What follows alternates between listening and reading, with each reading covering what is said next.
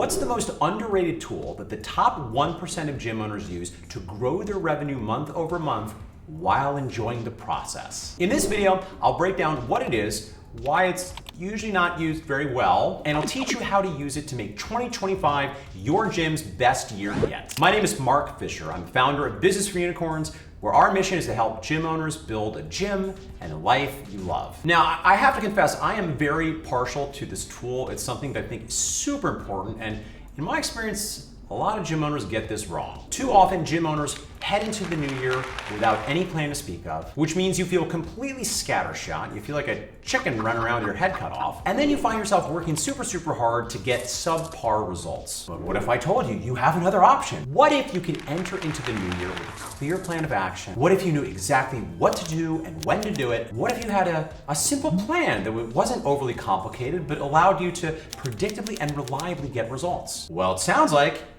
you want a marketing calendar. So here's the big idea for you, because a marketing calendar, I think for a lot of gym owners, it feels complicated and it feels like it's a lot of work. It just feels overwhelming, which is part of why I think most people resist doing it. So here's the thing. A great marketing calendar is like having a great piece of sheet music. Just like a great piece of sheet music, there's gonna be certain rhythms. You'll have moments when things are louder and moments when things are quieter. You'll use different channels or instrumentations. You'll repeat great themes, but not so often as to be annoying or monotonous. And most importantly, it's a plan, so you're not making it up as you go along. Now, to extend this metaphor, possibly to the point of smashing it open to 1,000 pieces, you might say that this is the structure within which you can create jazz. So I'm not saying that you can't be flexible. In fact, a good marketing calendar allows for that flexibility.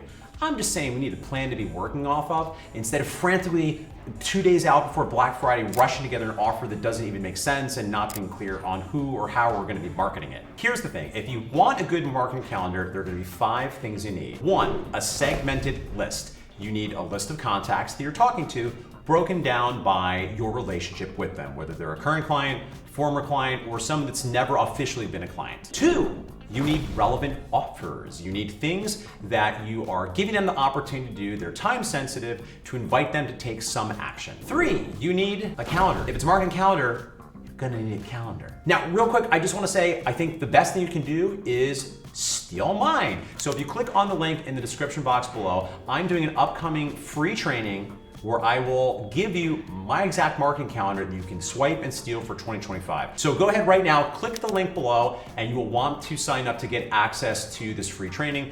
Just a quick heads up, it's happening live Monday, December 2nd from 10:30 to 12:30 p.m. EST. But we will only share the recording for 48 hours and only with the people who register. So we won't be blasting this out on any of our channels. If you want access, go ahead, sign up right now. And while I'd love to have you there in person, we will be giving you access for 48 hours after if you can't attend live. Okay, so we've got a segmented list. We have relevant offers. We have the calendar itself. Now we want well-chosen channels. So there's a lot of different places, a lot of different methods that we can market and get the word out about these really cool offers. And we have to really be methodical to make sure that we're considering all of them and choosing the right ones for a particular offer and a particular audience. And finally, you'll need 5.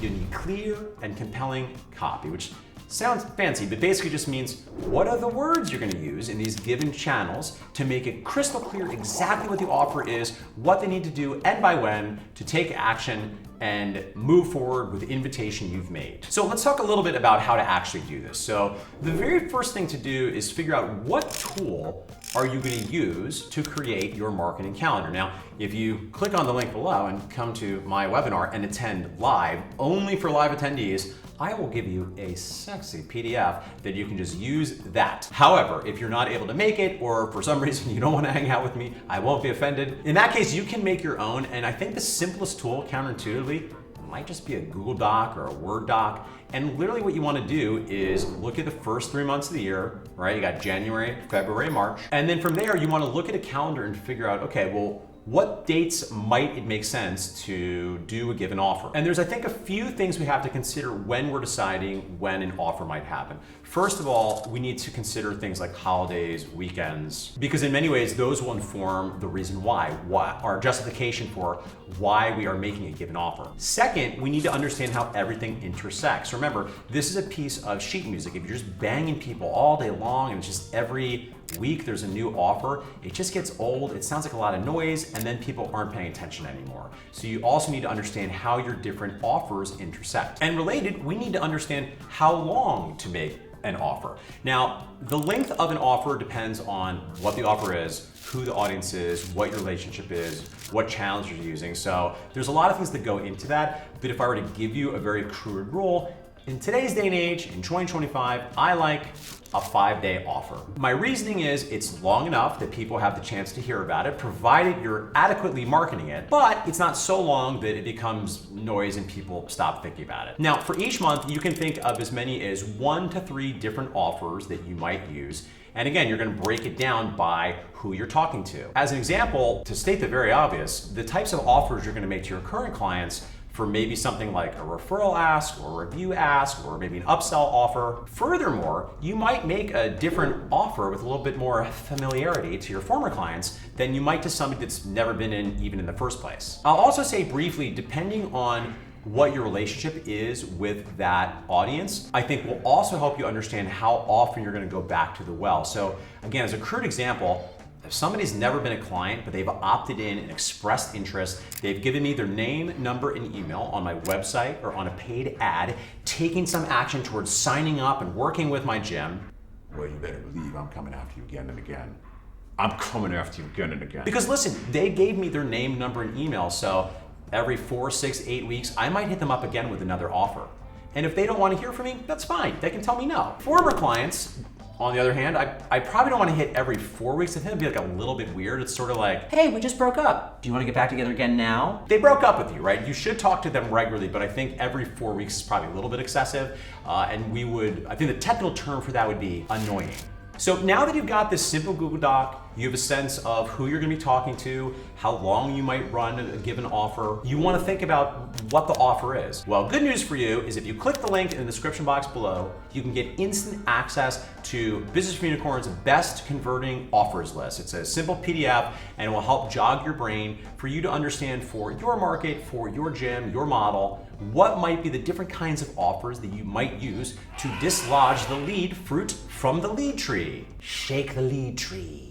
Now, we also want to think through what are all the different places that we could get the word out about a given offer. Certainly we have mass broadcast emails, we have individual emails, you have individual texts, individual phone calls, mass text messagings, in-person session announcements, signage in the space, posts on social media, and all sorts of other stuff. So if you've never done this before, I think it's useful for you to sit down and think through your gym. What are all the different channels that you could possibly use to promote a given offer? Or if that sounds like a lot of work, maybe you just come to this free training I'm doing on December 2nd and I'll just tell you what to do. Now, finally, I want to tell you about one more thing that really matters that just logistically, it's hard for me to pack into this training, but should be on your radar, and that's what is the clear and compelling copy, right? Because you'll note whether you are verbally talking to somebody in a phone call or a conversation at the gym, or you're sending out emails or doing posts on social media, or even filming a video, you're gonna use words. And oftentimes when I'm working with gym owners, one of the challenges I see is I'm not actually crystal clear on what the offer is or what the deadlines are or why I should take action now, and that stuff matters too. So that's a big topic. It's a little bit more that I can cover in this YouTube video, but hopefully I can give you a little more context when you come to the free training. All right, friends, so I hope this has demystified the marketing calendar. I hope it's clear how valuable this can be because listen, here's the thing, the longer your gym is open, the one thing that's gonna grow is your list of contacts. Ideally, your list of active clients is growing, your list of former clients, sad to say, is also gonna grow over time.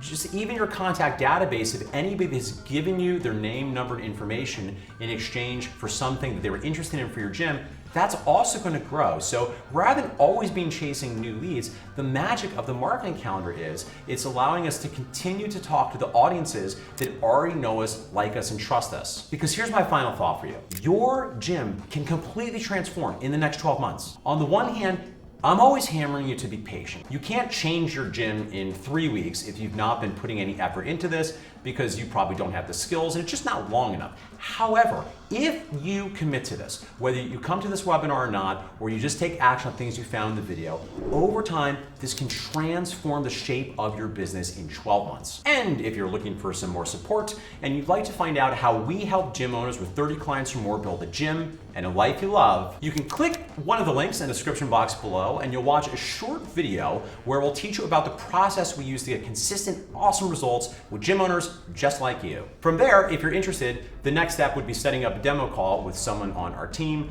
to find out more about what it might be like to work together. And if you just want free stuff, well, that's cool too.